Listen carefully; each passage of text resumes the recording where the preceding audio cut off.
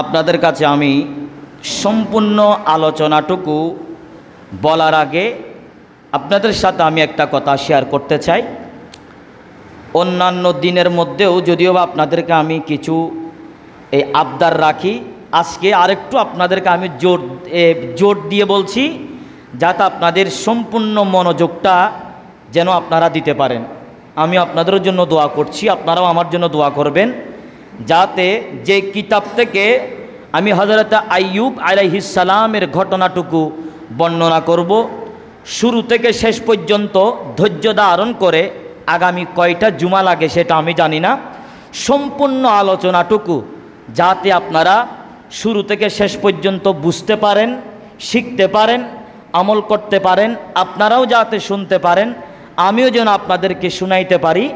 আল্লাহ আমাদের আমল করার, এমনকি আমার এই স্টাডি, আমার বলা যাতে মওলার দরবারে কবুল হয়, প্রত্যেকে বলি আমিন। হযরতে আইয়ুব আলাইহিস সালামের শাফাত শেষ নবীর উম্মত হিসেবে আল্লাহ যেন আইয়ুব আলাইহিস সালামের নজর যাতে আমাদের ছায়াটা আমাদের মাথার উপর থাকে, প্রত্যেকে বলি আমিন। আমি ইনশাআল্লাহ আমাদের জামিয়ায় যে ওসমান হুজুর, আমাদের জামিয়াতে হাফেজ মাওলানা উসমান গনি মাদ্দাজিল্লাহুল আলী, তিনি আম্বিয়া কেরামের কিছু ঘটনা লিখেছেন।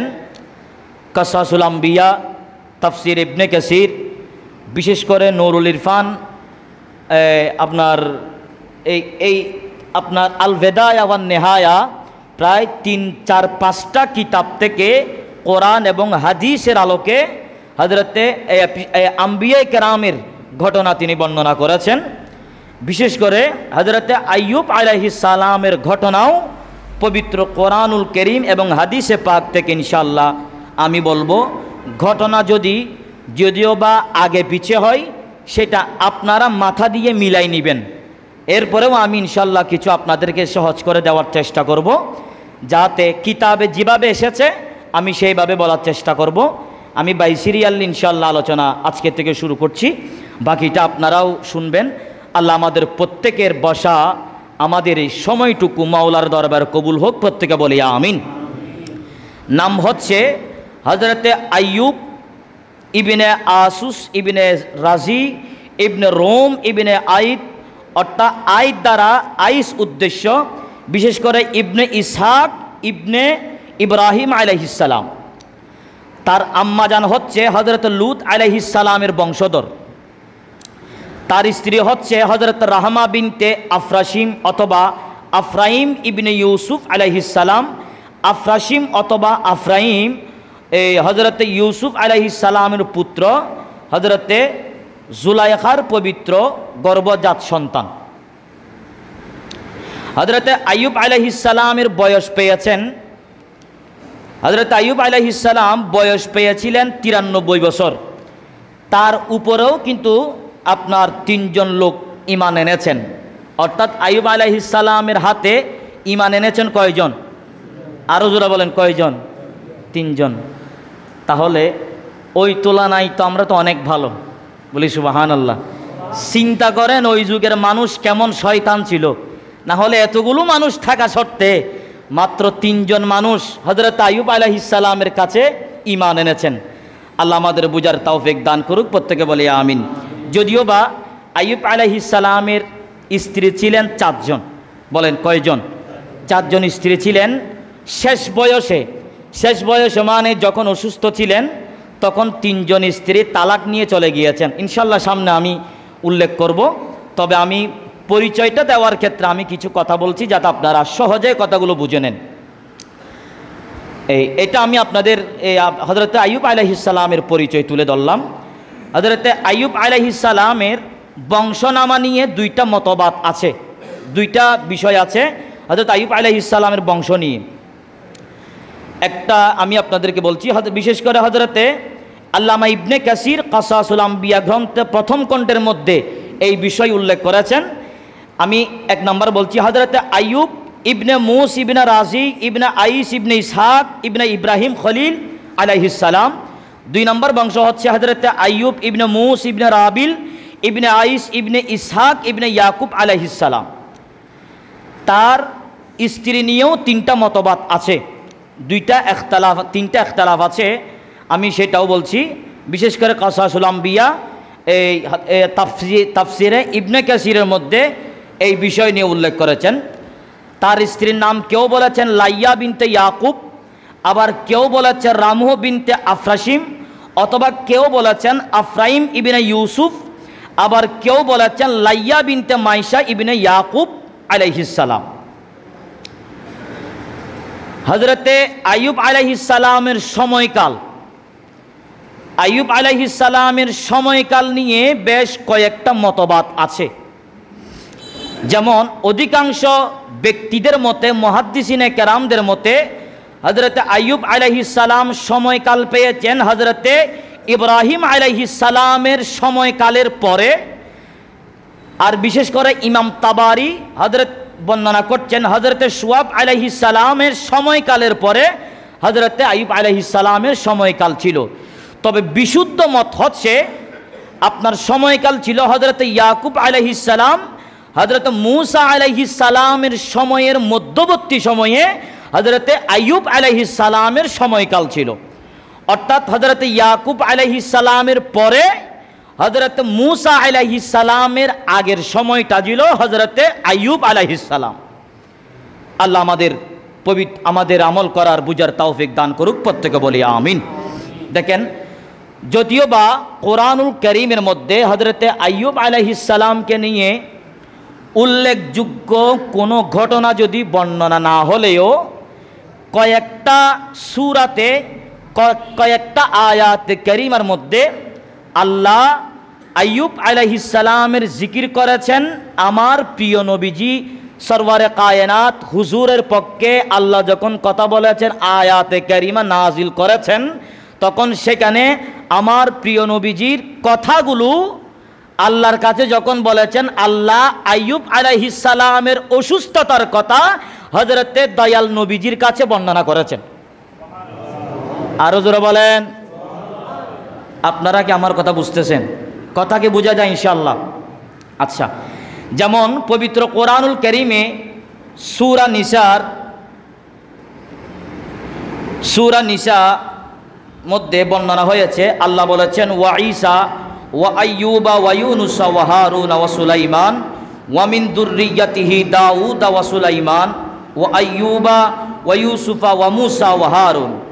একটা হচ্ছে সূরা নিসার মধ্যে বর্ণনা হয়েছে, আরেকটা হচ্ছে সূরা আনআমের মধ্যে বর্ণনা হয়েছে। যেমন ওয়া মিন যুররিয়াতিহি দাউদ ওয়া সুলাইমান ওয়া আইয়ুবা ওয়া ইউসুফা ওয়া মূসা ওয়া হারুন। অর্থাৎ সূরা নিসা, সূরা আনআমের মধ্যে হযরতে আইয়ুব আলাইহিস সালামের কথাও বর্ণনা হয়েছে। আর বিশেষ করে সূরা আনআমের মধ্যে আপনার দাউদ আলাইহিস সালাম এবং সুলাইমান আলাইহিস সালামের পরে হযরতে আইয়ুব আলাইহিস সালামের নামও উল্লেখ হয়েছে। আল্লাহ আমাদের বুঝার তৌফিক দান করুক, বলি আমিন। দেখেন, বিশেষ করে সূরা আম্বিয়া, এমনকি সূরা সাদের আইয়ুব আলাইহিস সালামের রোগে অসুস্থতা যেভাবে ভোগ করেছেন, মাওলায়ে করিম আহকামুল হাকিমিন তার দোয়া কবুল করেছেন। সেইটা সান্ত্বনামূলক আল্লাহর কথাগুলো আমার প্রিয় নবীকে বলছেন। একটু জোরে বলি সুবহানাল্লাহ।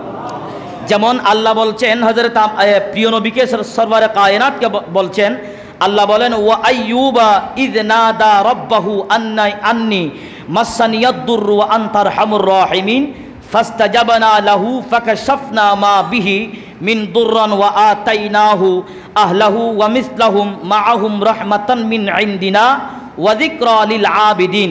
অর্থাৎ আমার নবীকে বলছেন, আল্লাহ পাক সুবহানাহু ওয়া তাআলা বর্ণনা করছেন যে ইয়া রাসূলুল্লাহ, আপনি স্মরণ করুন আইয়ুবের কথা, যখন তিনি তার পালনকর্তাকে আহ্বান করেছিলেন, ডেকেছিলেন, দোয়া করেছিলেন।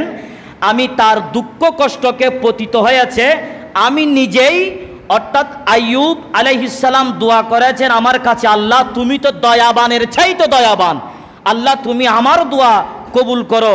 এমনকি আইয়ুব আলাইহিস সালামের দোয়া আল্লাহ কবুল করেছেন, তাকে সুস্থ করেছেন।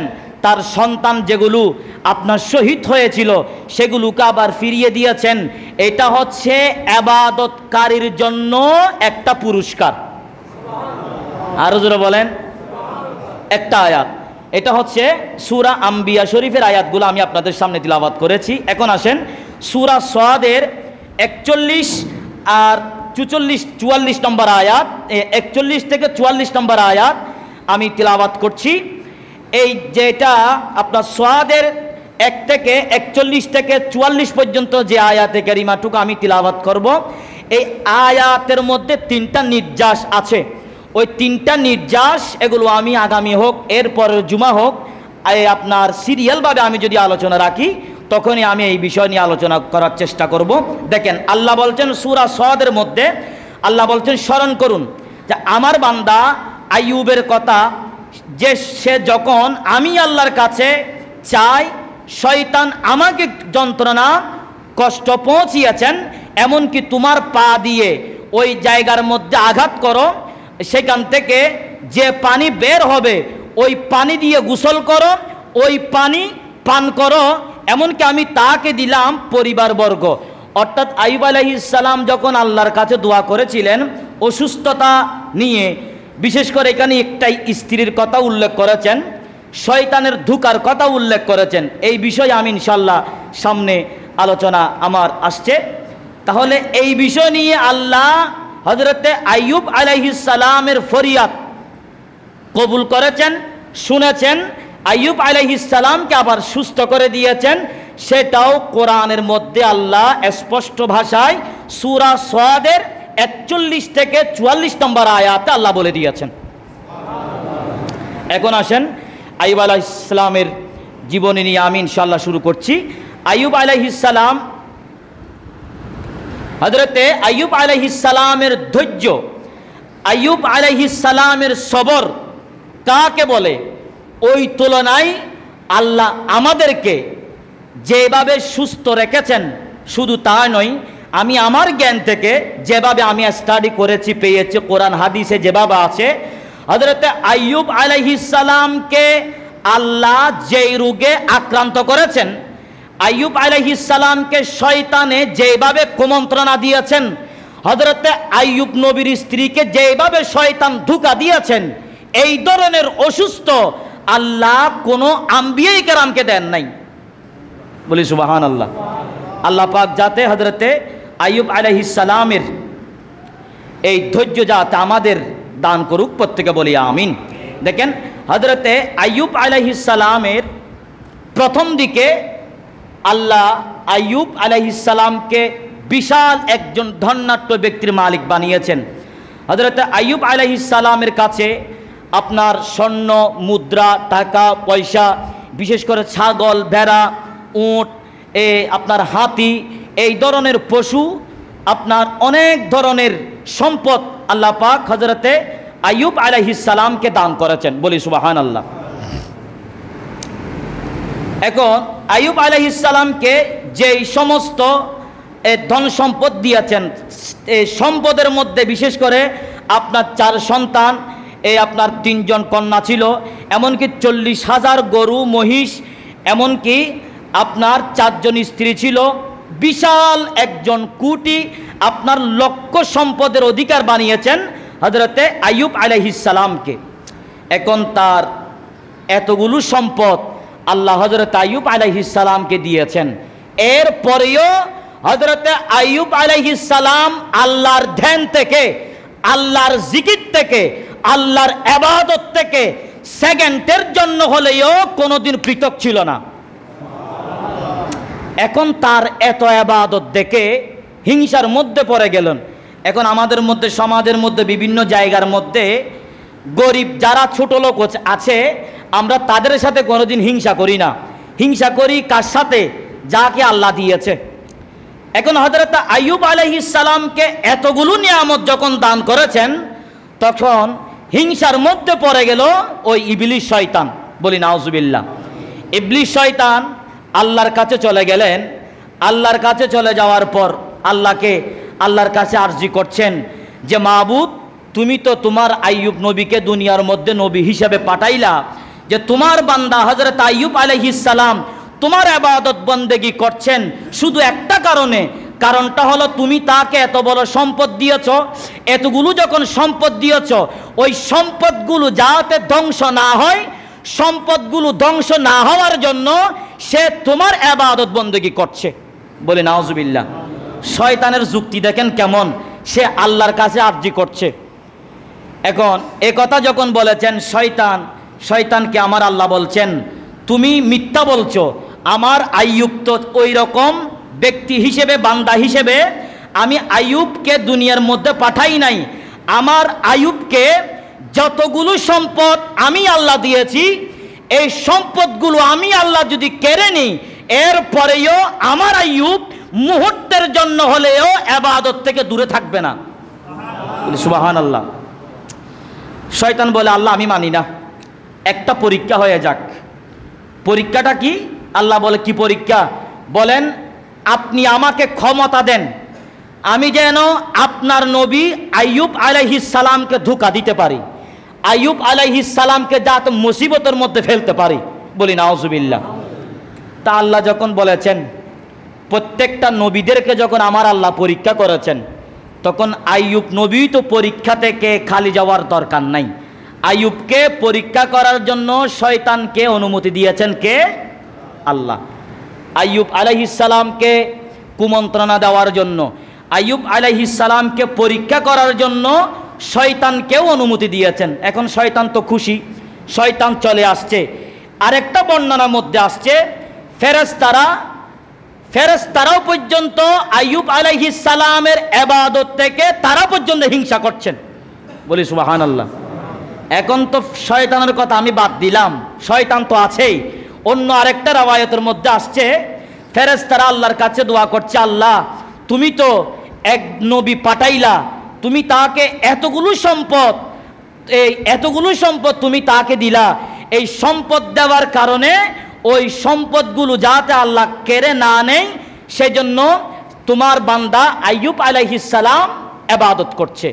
তখন আমার আল্লাহ বলে দিলেন, আমার আল্লাহ বলে দিলেন ফেরেশতাদেরকে, তোমরা ভুল বলছো। আমি যদি আমার আইয়ুব আলাইহিস সালাম থেকে যদি সমস্ত ধন সম্পদ, তার সন্তান সন্ততি, পৃথিবীতে যতগুলো নিয়ামত আমি আমার আইয়ুবকে দিয়েছি, ওই নিয়ামত যদি কেড়ে নেই, একজন নিঃস্ব করে ফেললেও আমার আইয়ুব আমার ইবাদত থেকে দূরে থাকবে না। বলি সুবহানাল্লাহ। এখন এই কথাটা যখন বলেছেন, তখন ফেরেশতারাও আল্লাহর কাছে আরজি করলেন যে, আল্লাহ এটা একটা পরীক্ষা হওয়া দরকার, কারণ তুমি তো এত নিয়ামত দিলা, এরপরেও তো সে তো তোমার ইবাদত থেকে আপনার দূরে আসছে না। এই দূরে না আসার কারণে ফেরেশতারাও কিন্তু আইয়ুব আলাইহিস সালামকে পরীক্ষা করার জন্য ফেরেশতারাও পর্যন্ত আল্লাহর কাছে আরজি জানালেন। আল্লাহ আমাদের বুঝার তৌফিক দান করুক, প্রত্যেকে বলি আমিন। দেখেন, আইয়ুব আলাইহিস সালামের বলা মুসিবত আসার কথা, অসুস্থ হওয়ার পেছনে কয়েকটা কারণ বর্ণনা করেছেন।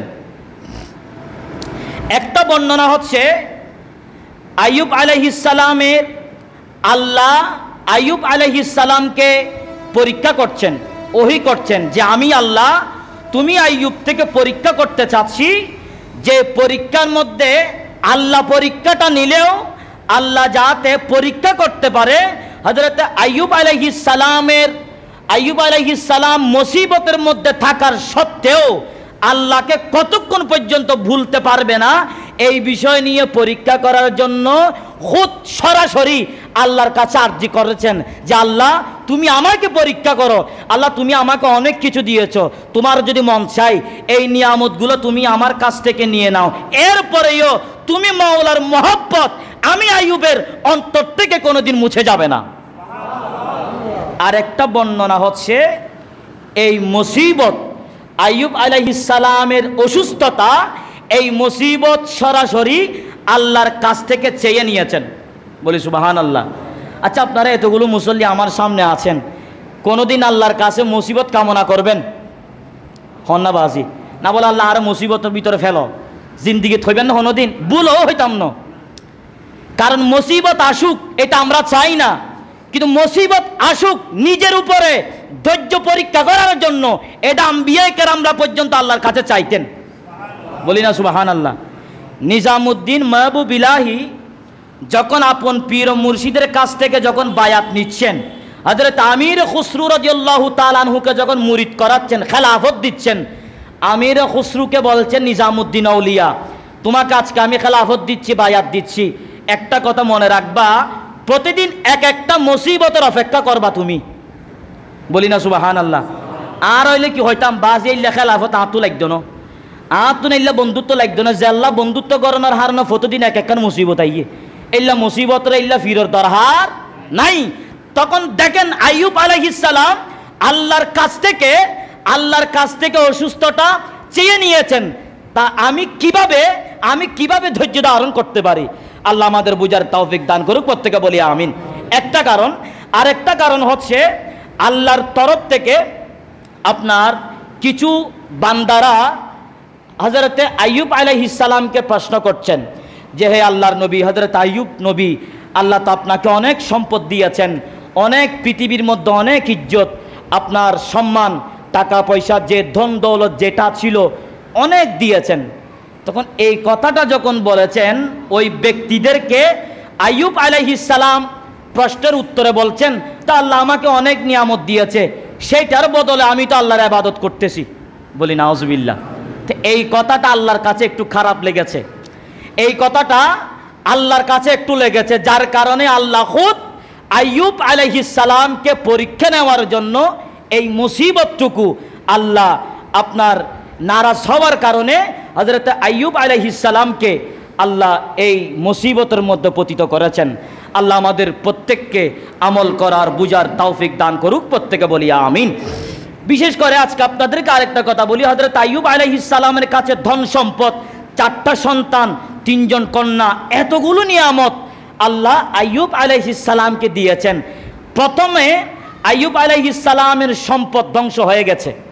এই বিষয় নিয়ে ইনশাআল্লাহ আইয়ুব আলাইহিস সালামের শরীরের মধ্যে অসুস্থ হওয়ার কারণে কিভাবে আগে কোন সম্পদ ধ্বংস হয়েছে, এই বিষয় নিয়ে ইনশাআল্লাহ আগামী জুমা আলোচনা করার চেষ্টা করব। আল্লাহ পাক আমাদের প্রত্যেককে আমল করার বুঝার তৌফিক দান করুক, প্রত্যেকে বলি আমিন। সালাতুনিয়া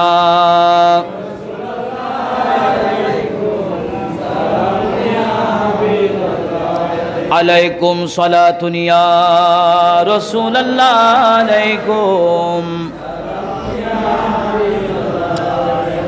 আল্লাহ পাক হযরতে আইয়ুব আলাইহিস সালামের উপর যেভাবে অসুস্থ দিয়েছেন সেভাবেও ধৈর্য ধারণ করেছেন, এমনকি তার উপরে তার সেবা করেছেন শুধু একজন স্ত্রী, বাকি 3 জন স্ত্রী আপনার তালাক নিয়ে চলে গিয়েছিলেন। বিশেষ করে আপনার আইয়ুব আলাইহিস সালামের রোগ নিয়ে আগামী জুমা ইনশাল্লাহ আমি আলোচনা করব।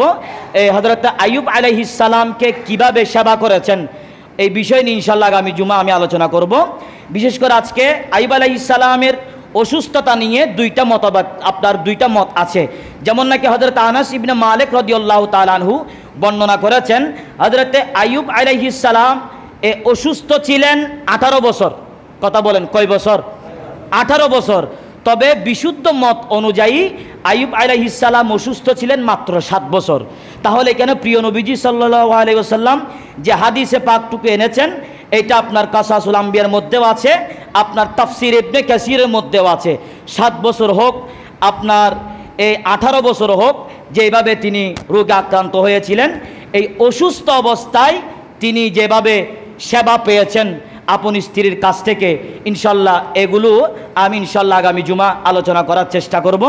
আমি আপনাদের জন্য দোয়া করছি, আপনারা ইনশাল্লাহ আগামী জুমা থেকে, আজকেও যেভাবে আপনারা অতি আগ্রহ নিয়ে অনেক মুসল্লিরা আজকে আগে এসেছেন, সেইভাবে আগামী জুমাও একটু আগে আসার চেষ্টা করবেন, যাতে মূল ঘটনা আমি যাতে এখান থেকে আলোচনা রাখতে পারি।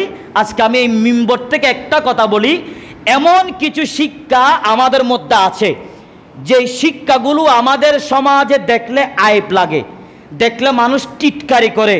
ওই সম্পর্ক, ওই গুণগুলো আম্বিয়া কেরামের স্ত্রীর কাছে ছিল। বলি সুবহানাল্লাহ। অথচ বর্তমান জামানার মধ্যে আসলে এগুলো মানুষ একটু ঘৃণা করে, এক ধরনের মানুষ কিছু খুব একটু খারাপ মন্তব্য করে। তবে এই গুণগুলো হযরত আইয়ুব আলাইহিস সালামের স্ত্রীর কাছে ছিল। ইনশাল্লাহ সেটা আগামী জুমা আলোচনা করার চেষ্টা করব। আল্লাহ পাক আমাদের প্রত্যেককে বুঝার তৌফিক দান করুক। যারা সুন্নত পড়েন 4 রাকাত সুন্নত পড়েনি। আসসালামু আলাইকুম রহমতুল্লাহ বরকাতুহ।